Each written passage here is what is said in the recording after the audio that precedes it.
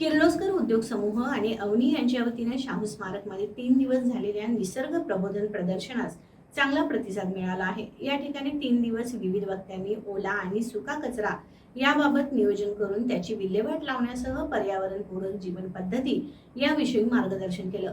कोल्हापूर अर्थ वॉरियर चेतना एकटीसह विविध संस्था सहभागी झाल्या होत्या। तृप्ती देशपांडे यांच्या घरगुती कचरा व्यवस्थापन विषयी सत्रानं या उपक्रमाची सांगता झाली। बांबूपासूनच विविध वस्तूंची स्टॉल तसंच लगद्यापासून गणपतीची निर्मिती आणि इतर मूर्त्यांची निर्मिती, घरातील टाकाऊ वस्तूपासून कुंड्यांची रोपांची निर्मिती आणि या अशा स्टॉलला इथे मोठा प्रतिसाद लाभला।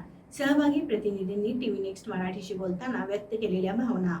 नमस्कार, आज आपल्यासोबत कोल्हापूर अर्थवॉरियरच्या तृप्ती देशपांडे आहेत। त्यांच्याकडून जाणून घेऊया की पर्यावरण संरक्षणासाठी त्या कशा पद्धतीनं मार्गदर्शन करतात। नमस्कार मॅडम। नमस्कार।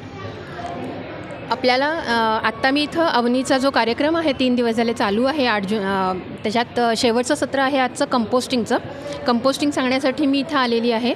आणि कोल्हापूर जर आपल्याला स्वच्छ आणि सुंदर करायचं असेल तर त्यासाठी प्रामुख्यानं कचऱ्याचं सॅग्रिगेशन होणं, घरगुती कचऱ्याचं सॅग्रिगेशन म्हणजे वर्गीकरण होणं फार गरजेचं आहे। आणि त्या वर्गीकरणामध्ये जे बाजूला पडणारा हिरवा कचरा आहे स्वयंपाकघरातला, स्वयंपाकाच्या आधीचा, स्वयंपाकाच्या नंतरचा असे दोन्ही, तर त्याचं कंपोस्ट करणं फार गरजेचं आहे। तर ते कंपोस्ट चांगल्या पद्धतीनं कसं करता येईल हे सांगण्यासाठी मी इथं आली आज। याबाबतीत उदाहरण द्यायचं झालं तर एखादं उदाहरण आमच्या प्रेक्षकांना द्या। उदाहरण, आपल्या घराच्या कचऱ्यामध्ये साधारण 3 प्रकारचा कचरा असतो: कागद, प्लॅस्टिक आणि हिरवा कचरा। तर त्यातलं कागद तर आपण रद्दीमध्ये घालतो, प्लास्टिक असतं ते महिन्याभराचं साठवून आपण हे घालायचं आहे, एकत्रितपणानं घंटागाडीला द्यायचं आहे। आणि हिरवा कचऱ्याचं जे कंपोस्ट तयार करायचं आहे ते कंपोस्ट तयार केल्यानंतर अगदी बाल्कनीमध्ये सुद्धा तुम्ही छोटीशी बाग करू शकता। अगदी खिडकी असेल तरीसुद्धा 3 छोट्या कुंड्या ठेवू शकतो आपण आणि त्याच्यात आपण आपल्या घरचा केलेला कंपोस्ट वापरू शकतो। त्याच्यातनं खूप चांगल्या सेंद्रिय भाज्या आपण करू शकतो। मेथी कोथिंबीर जरी आपल्याला घरातनं मिळाली, आपल्या घरात वाढलेली, तर ते किती छान असेल। आणि ह्यातून मुलांना पण आपल्याला शिकवता येतं की चांगलं अन्न, सकस विषमुक्त अन्न कसं खायला पाहिजे, हे फार महत्त्वाचं आहे। ओल्या कचऱ्यापासून खत निर्मितीचा प्रोजेक्ट या ठिकाणी सक्सेसफुल झालेला आहे। नेमकी त्याची माहिती आपण साताप्पा मोहिते यांच्याकडून जाणून घेऊयात। नमस्कार। नमस्कार। अवनी आणि किर्लोस्कर ऑइल इंजिन्स यांच्यामार्फत ओल्या कचऱ्यापासून खत तयार करणे हे प्रात्यक्षिक आता गेले 3 दिवस इथं आम्ही आयोजित केलेलं आहे। उत्सवपूर्ण चक्रीकरणाचा या उत्सवामध्ये हा एक तिसऱ्या दिवसाचं सत्र आहे। याच्यामध्ये इथं आपण आता बघू शकताय की हे किर्लोस्कर ऑइल इंजिन्स आणि अवनी यांच्या संयुक्त विद्यमानाने एक आपल्याकडं बकेट आहे ओल्या कचऱ्यापासून। ओला कचरा म्हणजे काय, घरात जे आपल्याला जेवल्यानंतरनं जो कचरा कर्कटे वगैरे शिल्लक राहते ते आपण या बकेटच्या माध्यमातून हे करायचं आहे, साठवायचं आहे। आणि एक आपल्याकडं केमिकल मिळते, त्या केमिकल ह्याच्या कचऱ्यामध्ये ते मिक्स करून त्यांचं शास्त्रोक्त पद्धतीनं त्यांचं हे विघटन होते आणि 15 दिवसानंतरनं त्याचं आपल्याला खत तयार झालेलं बघावयाचं मिळतं। नमस्कार, मी वनिता कांबळे।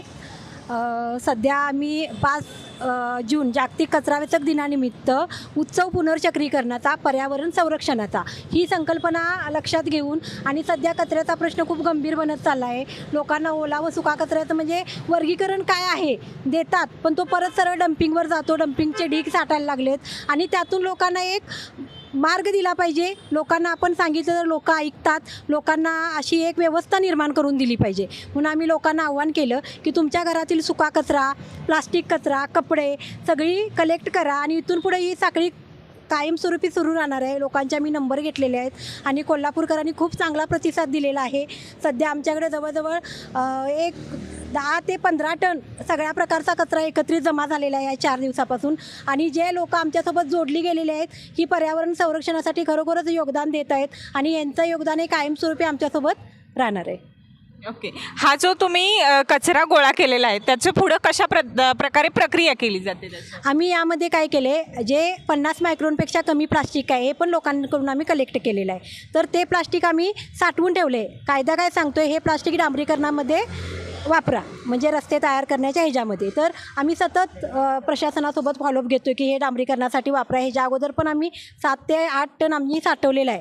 महानगरपालिकेनंच आपल्याला एक जागा दिलेली आहे, तिथं आपण साठवलेलं आहे, बेलिंग करून त्याचे गट्टे ठेवलेले आहेत. त्याचबरोबर प्लास्टिक आहे ते विक्रीयोग्य प्लास्टिक आहे, ते विक्री होतं, ते आम्ही विक्री करून परिसर विकास भगिनी ज्या काम करतात, कचरावेचक महिला, त्यांना त्याचा फायदा आपण करून घेणार आहे त्यांच्या विकासासाठी.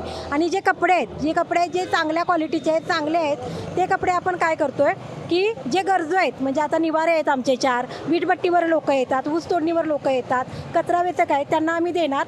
आणि जे इतर जी कपडे जे वापरता येत नाहीत त्या कापडाच्या पायपुसण्या तयार करणं, छोटे छोटे तुकडे करून वगैरे पायपुसण्या, पर्स तयार करणं. आता पण आम्ही पुनर्चक्रीकरणातून खूप काही साहित्य तयार केलेलं आहे. लोकांना ते आम्ही सांगतोय की ह्याच्यापासून तुम्ही हे करा, घरच्या घरी पायपुसण्या तयार करा. ते असाच कचरा कपड्यांचा कचरा रस्त्यात पडला जातोय, तर त्याचं मग भिजल्यानंतर त्याचा काहीच यूज होत नाही. तर त्या दृष्टिकोनातून परत त्या कपड्यांचा पुनर्वापर